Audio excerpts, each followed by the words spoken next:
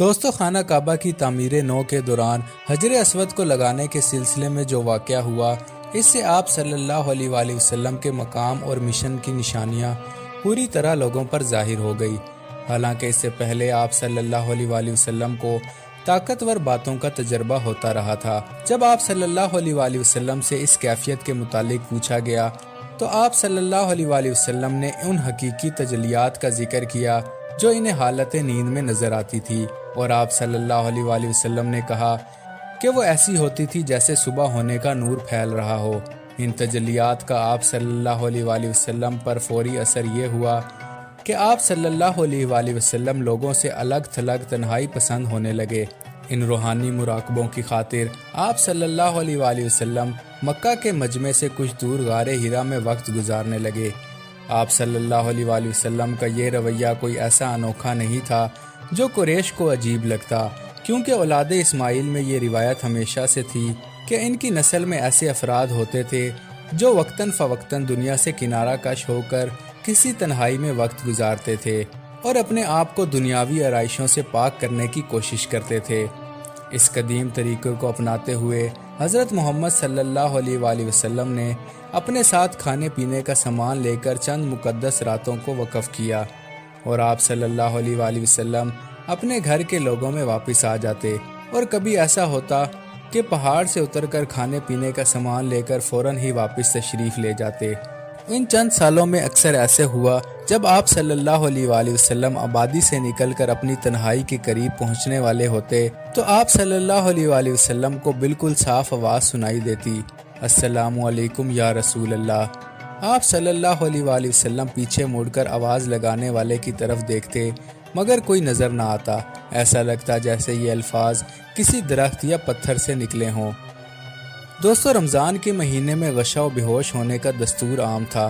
ایک ایسی ہی رات میں جو ماہ رمضان کی آخری عشرے کی تھی اور آپ صلی اللہ علیہ وآلہ وسلم کی عمر کا 40واں سال تھا، آپ صلی اللہ علیہ وآلہ وسلم غار ہرا میں بالکل تنہا تھے کہ آپ کے پاس ایک انسانی شکل میں فرشتہ آیا۔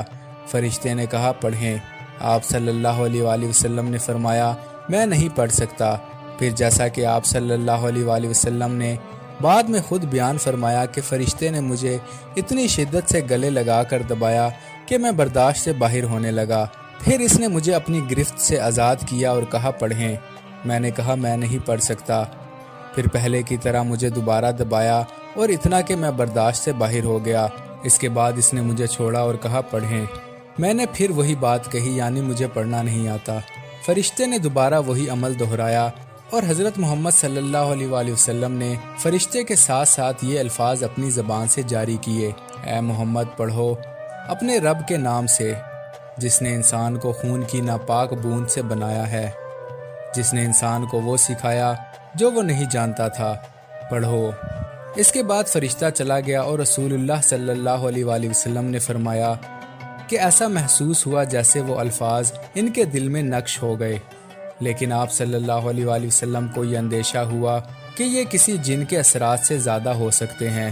بس تیزی سے غار سے نکل آئے، لیکن پہاڑ سے اترے ہوئے آدھا رستہ طے کر چکے تھے کہ اوپر سے آواز آئی، اے محمد صلی اللہ علیہ وآلہ وسلم، آپ اللہ کے رسول ہیں اور میں جبرائیل ہوں۔ آپ صلی اللہ علیہ وآلہ وسلم نے نگاہ اٹھائی تو وہی فرشتہ جو غار میں آیا تھا، مگر اب وہ فرشتے کی شکل میں تھا اور پہچانا جانے لگا۔ آپ صلی اللہ علیہ وآلہ وسلم نے نگاہ جمائے کھڑے رہ کر اپنا رخ بدلا، مگر جس طرف بھی رخ کرتے فرشتہ ہی نظر آتا، جیسے وہ پورے آفاق پر چھا گیا ہو، خواہ شمال، جنوب، مشرق یا مغرب کی جانب، ہر طرف وہ موجود تھا۔ آخرکار فرشتہ واپس ہو گیا اور رسول اللہ صلی اللہ علیہ وآلہ وسلم ڈھلان سے اتر کر اپنے گھر پہنچ گئے۔ گھر پہنچ کر حضرت خدیجہ رضی اللہ تعالی عنہا سے فرمایا، مجھے اڑاؤ، مجھے کچھ اڑاؤ۔ آپ صلی اللہ علیہ وآلہ وسلم کا دل بھی اتنا لرز رہا تھا۔ حضرت خدیجہ رضی اللہ تعالی عنہا نے آپ صلی اللہ علیہ وآلہ وسلم کو بستر پر لٹا دیا۔ بہت پریشان ہوئی، لیکن کچھ پوچھنے کا حوصلہ نہ ہوا۔ جلدی سے ایک چادر لائیں اور آپ صلی اللہ علیہ وآلہ وسلم پر ڈال دی۔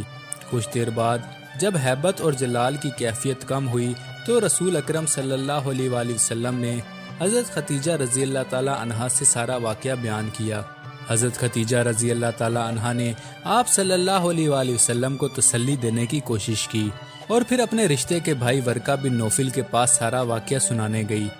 ورقہ کافی بوڑھے ہو چکے تھے، ان کی بینائی بھی جاتی رہی تھی۔ واقعہ سن کر بولے، روح القدس، روح القدس، قسم ہے اس کی جس کے قبضے میں ورقہ کی جان ہے۔ محمد صلی اللہ علیہ وآلہ وسلم کے پاس وہی نام آیا جو موسیٰ علیہ السلام کے پاس آیا تھا۔